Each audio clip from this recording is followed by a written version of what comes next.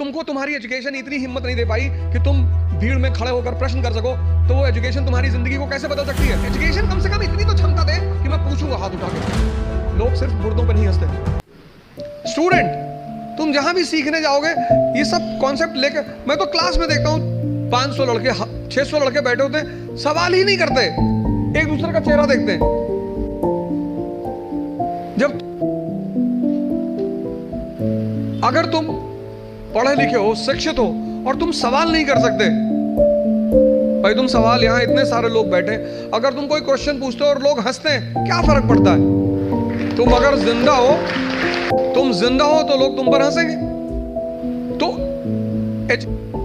कितने लोग आते हैं कोचिंग करने, वो कोचिंग से वापस चले आते हैं, वो अपने डाउट्स पूछते ही नहीं क्लास में, टीचर से मिलने ही नहीं जाते।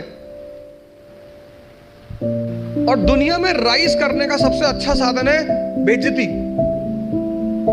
जो तुम मोटिवेशन ढूंढते हो ना, वो इसीलिए ढूंढते हो क्योंकि तुम्हारी बेइज्जती नहीं होती। जिसकी बेइज्जती होने लगेगी ना, उसके अंदर आग लग जाएगी कि तुमको दिखाएंगे अब, और तुम उसी चीज से डरते हो। भाई तुम क्लास में टीचर पढ़ा रहा है, तुमने कोई सवाल किया, टीचर ने डांट के बिठा दिया, बदतमीज कहेंगे, बच्चों जैसे सवाल करो, भगा देंगे क्लास। पूरी क्लास हंसने लगी। कितनी आग लगी अंदर कि मास्टर आईएएस बनेगा, बंद कराएंगे तुमको, कुछ भी हो जाए। तभी तो पढ़ोगे। या तो आप हंस हंस के लड़ोगे या रो रो के लड़ोगे। जीवन मतलब युद्ध। दो लोगों के जीवन में कोई लड़ाई नहीं है। एक चपरासी के जीवन में, और जीवन की लड़ाई में दो ताकतें बहुत काम आएंगी, एक मन की और एक शरीर की। तुम जब भी ऊपर उठोगे तो ये ग्रेविटी तुम्हें नीचे खींचेगी ना, ऐसा समाज की ग्रेविटी है। हम जब आईएएस की तैयारी करने गए तो हमारे गांव में हर आदमी, मतलब एक साहब तो हंसना शुरू किया उन्होंने, और हंसते हंसते गिर गए वो। उन्होंने हमसे पूछा दिल्ली क्यों जा रहे हो? अब मेरा दिमाग खराब था, मैंने कह दिया मैं आईएएस की तैयारी। बोले आईएएस? फिर वो हंसने लगे और हंसते हंसते वो गिर गए। और उस हंसी का इतना रोल रहा मेरे जीवन में, मतलब उस हंसी ने मुझे एकदम मजबूत कर दिया था कि अब आईएएस ही बनना है। उस दिन मुझे एहसास हुआ कि महाभारत क्यों हुई। आपको कोई डांट दे उतना बुरा नहीं लगता, आपको कोई भगा दे बुरा नहीं लगता, जब लोग हंसते हैं ना तब बहुत दर्द होता है। लेकिन मेरे पिताजी ने मुझसे कहा कि आईएएस प्रधानमंत्री बनने वाले आदमी। अरे मैंने कहा यार क्यों चढ़ा रहे हो फालतू में।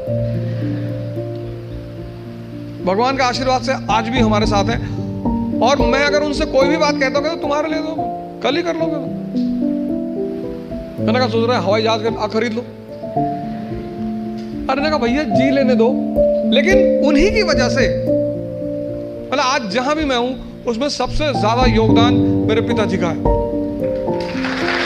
उसे यहां रिक्वेस्ट करूंगा कि आप योग और ध्यान से जरूर जुड़ें।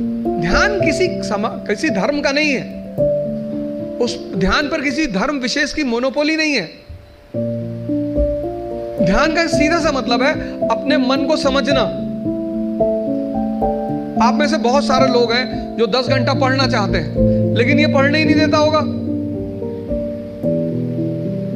तुम्हारी जीत किस पर निर्भर करती है? अगर इससे तुम्हारी दोस्ती हो गई और तुम जो करना चाहते हो उसमें ये तुम्हें सपोर्ट करने लगा, या तुम उठे सुबह, तुमने डिसाइड किया कि आज मैं 4 घंटे पढ़ूंगा, और तुम्हारा मन तुम्हारे साथ बैठ गया और 8 घंटे बीत गए, तुम्हें पता ही नहीं चला, वही तो ब्लेसिंग है। और तुमने टारगेट बनाया कि 6 घंटे पढ़ूंगा, और 60 मिनट बाद तुम चाय पी रहे हो, बाहर खड़े हो गए, और चाय पी रहे हो तो बुरा नहीं कर रहे हो, चलो अच्छा कर रहे हो। तुम्हारा जो डिस्कशन है, तुम जब भी लोगों से बात करो, तुम ये गौर करो कि किस मुद्दे पे कर रहे हो। सुष्मिता सेन शादी कर रही है, तुम्हारा डिस्कशन करना भी बुरा नहीं है, बुरा है तुम्हारा मुद्दा। चलो बाहर निकल ही आए, बात कर रहे हो, कोई बात नहीं, तो किसी ऐसे मुद्दे को उठाओ जिससे और डिबेट का मतलब झगड़ा नहीं, डिबेट का मतलब एक्सचेंज ऑफ इंफॉर्मेशन। पूरी जिंदगी तुम ये कभी नहीं कह पाओगे कि अब मुझे सब कुछ आता है, और जिस दिन तुमने ये कह दिया, किसी मेंटल हॉस्पिटल जरूर चले जाना, अपने आप को ताकतवर बनाओ, फिजिकली और मेंटली, क्योंकि यही ताकत तुम्हारा उत्साह बनेगी। पीवीआर की टिकट लेनी है, लाइन में खड़े हो तुम, तो तुम्हारी हाइट है 6 फीट और वेट है 250 kg, तो तुम लाइन में कभी नहीं जाओगे। ताकत है ना शरीर में, उत्साहित हो तुम, लाइन के आगे चले गए। तुमको पता कि अगर कोई झगड़ा करेगा सबको मारेंगे। मुझसे लोग पूछते हैं उत्साह कहां से आता है? शक्ति से। ये जो एंथुजियाज्म है, ये जो कॉन्फिडेंस है, ये ताकत का खेल है।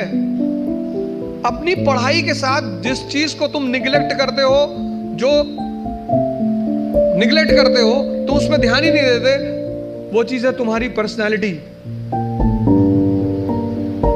पढ़ाई के साथ साथ जो इक्वली इंपॉर्टेंट चीज है वो है पर्सनैलिटी, तुम्हारी साइकोलॉजी, तुम्हारा सोचने का तरीका।